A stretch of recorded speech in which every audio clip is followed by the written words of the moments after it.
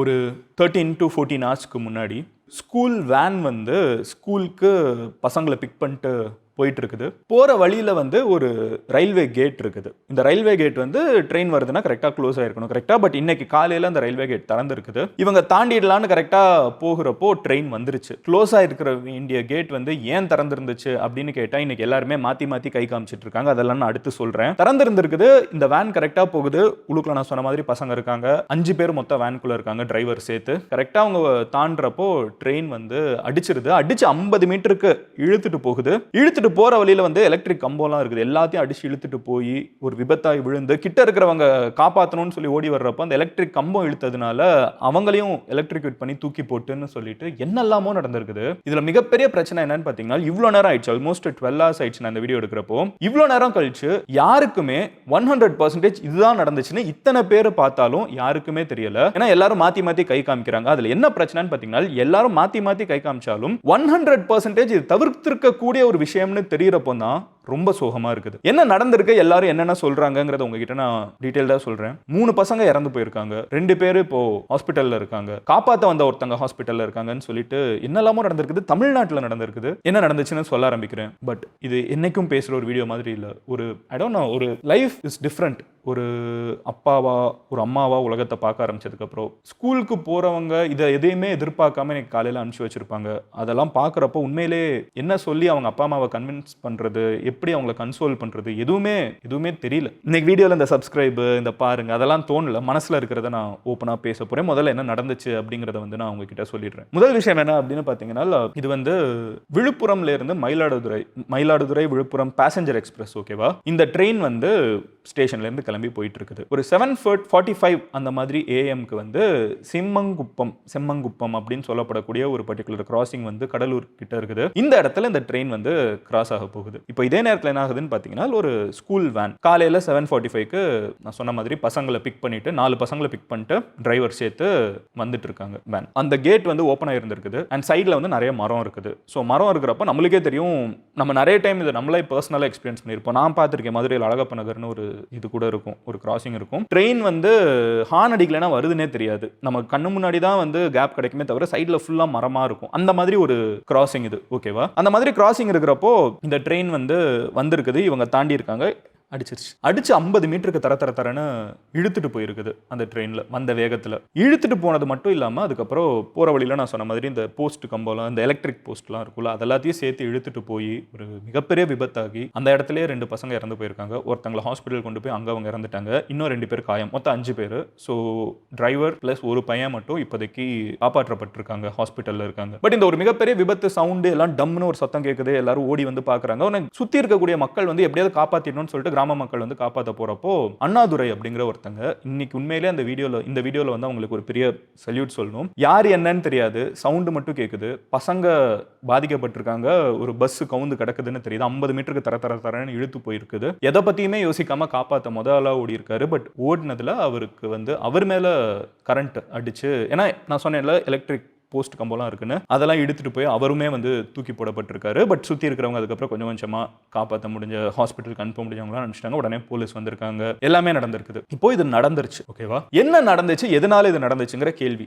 இப்போ இந்த கேள்விக்கு வர ஆரம்பிக்கிறப்போ ஃபர்ஸ்ட் விஷயம் என்னன்னு சொல்றாங்கன்னு பார்த்தீங்கன்னா, 2 வெர்ஷன் இருக்குது. ஒரு வெர்ஷன் என்ன சொல்றாங்கன்னா, அந்த கேட் கீப்பர் அங்கே இருக்க வேண்டியவர், ஓகேவா, அவரோட பேர் பங்கஜ் சர்மா அப்படிங்கிற ஒரு பையன். அந்த கேட் கீப்பர் வந்து அங்கே இருக்கிறப்போ அவங்க வந்து கேட்டை க்ளோஸ் பண்ணல. அவங்க க்ளோஸ் பண்ணியிருக்கணும். அந்த அவங்க க்ளோஸ் பண்ணாம திறந்து விட்டுருந்தது தான் பிரச்சனை. அதனால வந்து இப்படி இடிச்சிருச்சு அப்படின்னு வந்து சொல்றாங்க. பங்கஜ் சர்மா என்ன சொல்றாருன்னா, நான் மூடி வச்சிருந்தேன், ஆனா இங்க இருக்கிற கிராம மக்கள் இருந்துகிட்டு என்கிட்ட வந்து இல்ல திறந்து வை, நீ எப்படி மூடி வைக்கலாம், இன்னும் ட்ரெயின் தான் வரலையே, திறந்து வை அப்படின்னாங்க.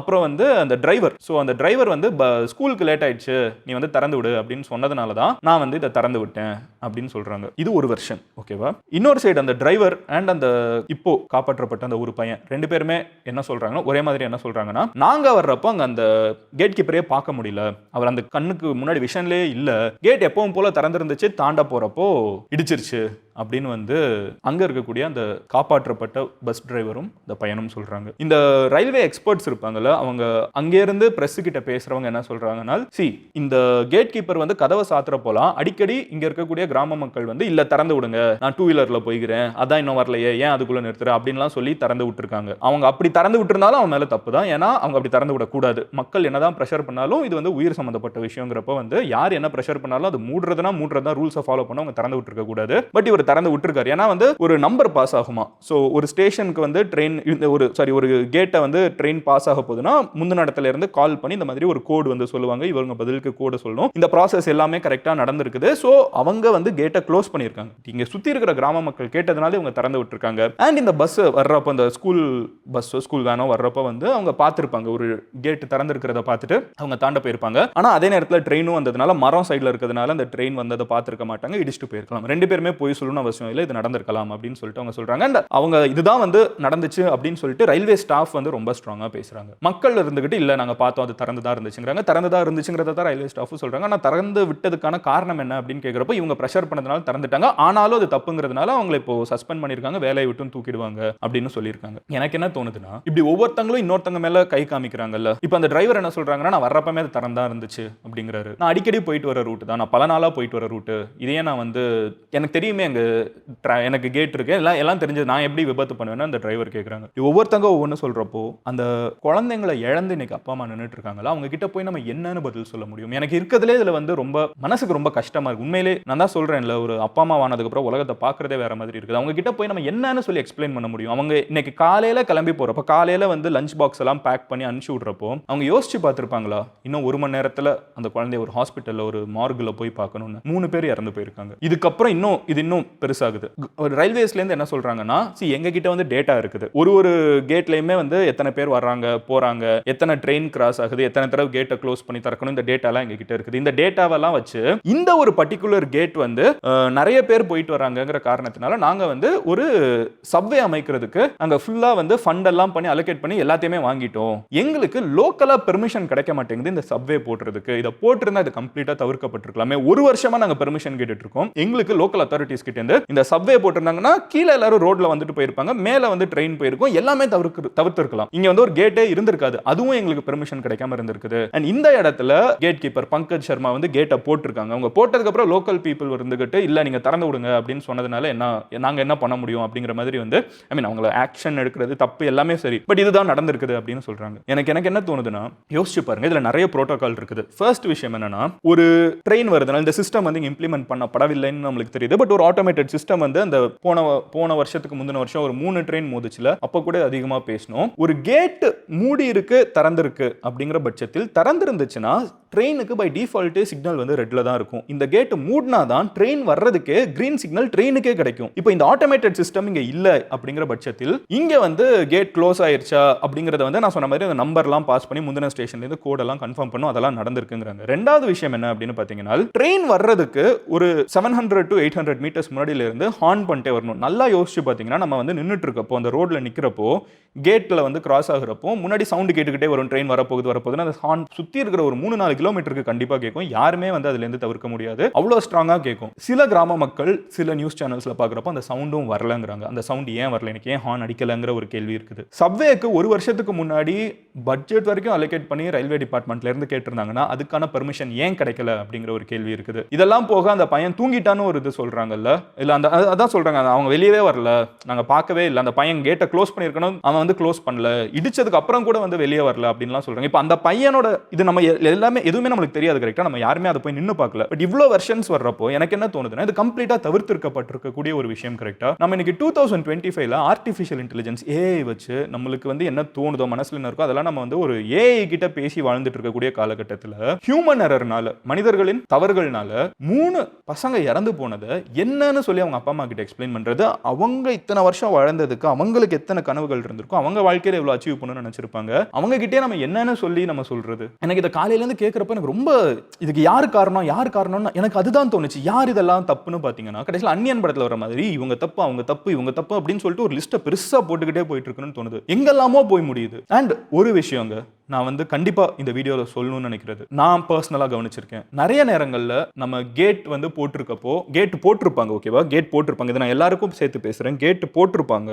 பட் நம்ம ஆட்கள் இருந்துகிட்டு ஒரு பைக்கை வந்து தள்ளிக்கிட்டே போவாங்க, ஒரு சைக்கிளை வேகமா தள்ளிட்டு போவாங்க. எனக்கு புரியுது, நீங்க அந்த ஊருக்காரங்க தான், நீங்க ரொம்ப நாள் இருந்திருப்பீங்க, உங்களுக்கு தெரியும் எப்போ ட்ரெயின் வரும்னு. பட் யார் எதிர்பார்க்காங்க இப்படி ஒரு விஷயம் நடக்கணும்? ஒரு சீக்வன்ஸ் ஆஃப் எரர்ஸ் வந்து நடந்ததுனால தானே இது நடந்திருக்குது. ஸோ நம்மளோட சைட்ல இருந்து ஒரு சின்ன சின்ன ரெக்வெஸ்ட், நெக்ஸ்ட் டைம் ஒரு கேட் போட்டிருக்கிறது நீங்க பாத்தீங்கன்னா, கேட்டை வந்து ஏன் போடலைங்கிறது ஒரு பெரிய டிஸ்கஷன். அதை நம்ம சொன்ன மாதிரி கரெக்டா வந்து அது ஏகப்பட்ட கமிட்டி வச்சு தேடி கண்டுபிடிச்சு ஒரு பதில் கிடைக்கும். அதை தான் இப்போ ரயில்வே டிபார்ட்மெண்ட்டும் பண்ணியிருக்காங்க. பட் நம்மளோட சைட்ல இருந்து next time when you see a gate, நம்மளுக்கு தெரியும் இன்னும் ஒரு 10 நிமிஷம் ஆக போகுது, இல்ல 1/4 மணி நேரம் ஆக போகுதுன்னா இட் இஸ் ஓகே. நம்ம ஒரு மீட்டிங்கை மிஸ் பண்ணா பரவாயில்ல, நம்ம வந்து ஒரு ஃபிளைட்டை மிஸ் பண்ணாலும் பரவாயில்ல, நம்ம பார்க்க வேண்டியவங்க எக்ஸ்ட்ராவா 10 நிமிஷம் வெயிட் பண்ணா பரவாயில்ல. Because the other thing is இறந்து போகிறதுக்கான வாய்ப்பு இருக்குது. நம்ம அப்படி அவசரப்பட்டு போறது இல்லை, ஏன்னா எதுவுமே நம்ம கையில் இல்லை. லிட்டரலா வந்து நம்ம ஒரு எலக்ட்ரிசிட்டி மேல நடந்து போகிற மாதிரி ஒரு விஷயம். நீங்க ட்ரெயின் வருமா வராதான்னு கேட் போட்டதுக்கு அப்புறம் போறது, தயவு செஞ்சு அதை பண்ணாதீங்க. இன்னொரு விஷயம், ஸ்கூல்ஸ், காலேஜஸ், அப்புறம் வந்து ஈவன் வித் ஃப்ரெண்ட்ஸ், ஒருவேளை யாராவது ஆப்போசிட்ல இருக்கிறவங்க பிஸியா இருக்காங்கன்னால் வர்றதுக்கு ஒரு 10 நிமிஷம் லேட் ஆயிடுச்சுன்னா பறக்காதீங்க.